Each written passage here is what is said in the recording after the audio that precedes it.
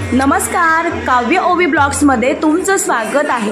आजच्या ब्लॉगमध्ये तुम्हाला पाहायला मिळणार आहे जो आमच्या शिर्की गावामधील अनोखं मंदिर म्हणजे हनुमान जन्म झाल्यानंतरचं 7 दिवसाचं पुढचं उत्सव आणि जो शेवटचा उत्सवाचा शेवटचा दिवस त्या दिवशी होणारे काळे फुगड्या, लोक नाचतात, सगळी मंडळी नाचतात, जेवण, पंचक्रोशीतली लोक सर्व उत्सवाला येतात, भजन कीर्तन सगळं ह्या व्हिडिओमध्ये पाहायला मिळेल, नक्की पहा। तर आज सप्ताह तर हंडी फोडली जाते ते सगळं पहा। इकडे पहा, सगळीकडे पंचक्रोशीची माणसं बसलेली आहेत।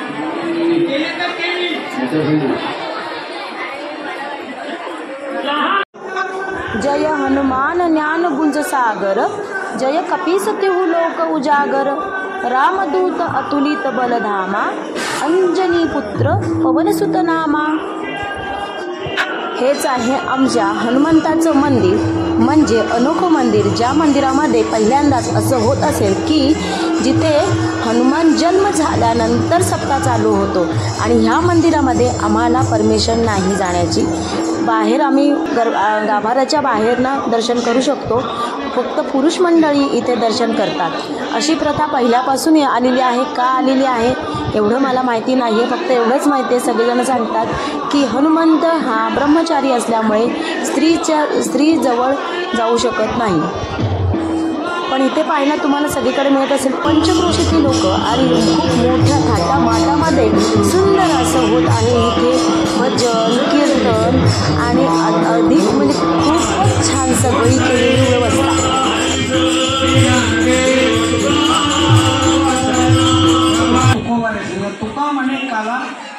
नक्की काय चाललं?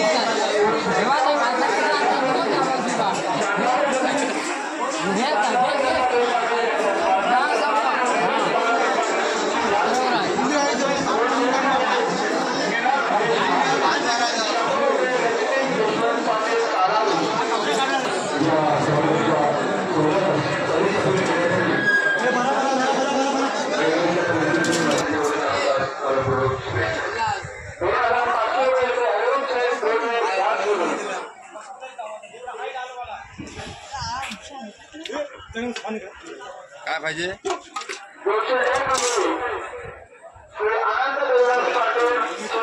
एक हँडल पाहिजे होता रे आमची.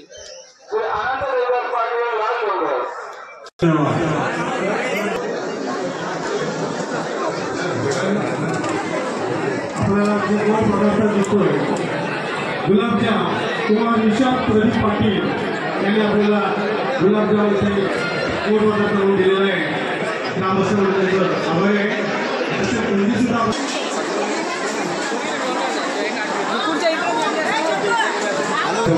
जिलेबी हा जो पदार्थ आहे अतिशय प्रसिद्ध आहे. 5 किलो जिलेबी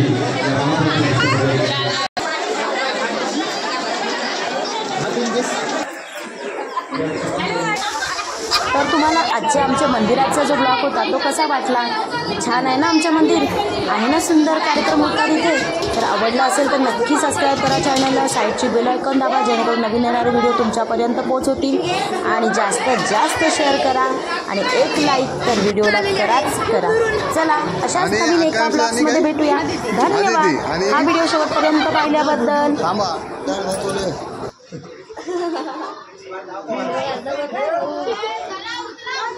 बसा बसा बस बस नेलं